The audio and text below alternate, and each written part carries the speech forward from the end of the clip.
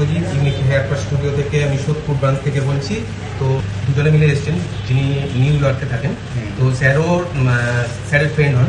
তো স্যারের দেখুন উপরে প্রতিষ্ঠানটা দেখাচ্ছি, খুবই খারাপ অবস্থা। তো সেটা আমরা ভালো করার দায়িত্ব আমাদের, স্যার। একদমই ঠিক আছে। তো স্যারকে শর্ট লেন্থের মধ্যে আমরা একটা সুন্দর হেয়ার টেস্ট কাট করবো, ঠিক আছে, যেটা আমি কাট করে কি রেজাল্ট আছে স্যার দেখাবো। তো প্রথমেই বলি সোশ্যাল মিডিয়া ছাড়ার জন্য অসংখ্য ধন্যবাদ, যেটা পারমিশন আপনি দিচ্ছেন, ঠিক আছে। তো লাস্টে দেখা যাক কি রেজাল্টটা আসে। দেখুন আমাদের সার্ভিস পুরো কমপ্লিট হয়ে গেছে।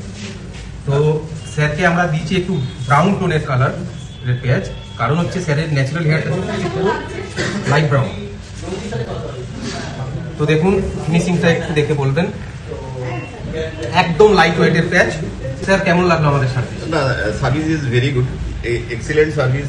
আমার লুক পুরোপুরি চেঞ্জ হয়ে গেছে এবং ভীষণই ভালো লাগছে। চুল থাকার চুল না থাকার মধ্যে কতটা পার্থক্য? আকাশ পাতাল তফাৎ। এটা ঠিক বলে বোঝানো যাবে না। এটা হচ্ছে আলাদিনের আশ্চর্য প্রদীপের মতো লাগছে। যে আমাদের সার্ভিস কেমন লাগে? সার্ভিস তো মানে এক্সিলেন্ট, মানে ভাষায় প্রকাশ করা যাবে না যে সার্ভিস কিভাবে হয়েছে। আধ ঘন্টার মধ্যে পুরোটা লুকসটা পুরোটা চেঞ্জ হয়ে গেছে। আমার একটা ভয় ছিল যে কিরকম লাগবে, ভালো লাগবে না খারাপ লাগবে। আমি একজন গভর্নমেন্ট অফিসার, আমার লুকসটা অফিসে অনেকখানি ম্যাটার করে অবশ্যই। তো সেই জায়গায় দাঁড়িয়ে এখন তো ভালোই লাগছে, ভীষণই ভালো লাগছে। এবং মনে হচ্ছে আমি যেন সেই আবার ইউতে ফিরে গেছি, কলেজ লাইফে ফিরে গেছি।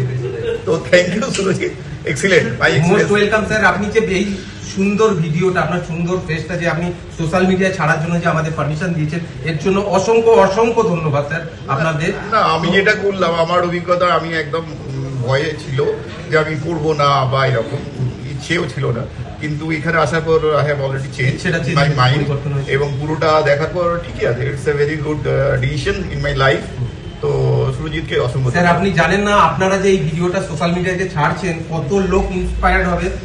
আপনাদের দেখা উচিত, সবারই করা উচিত। আমার মনে হয় যাদের মাথায় চুল নেই আর কি, তাদের এই জিনিসগুলো, এই হেয়ার এটা করা দরকার, সবারই করা দরকার। আপনি শুধু একটা সোশ্যাল মিডিয়ায় একটা মেসেজ ছেড়ে দিন যে চুল লাগানোর জন্য কোনোদিন কিন্তু বয়সের কোনো না, চুলটা তো নর্মাল একটা লুকস দেয় মানুষের, ঠিক আছে। তো সেই জন্য এজ ইজ নট এ বার।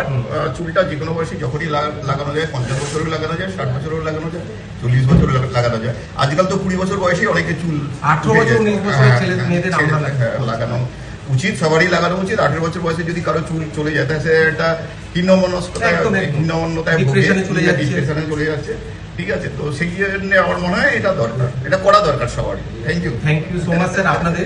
ধন্যবাদ।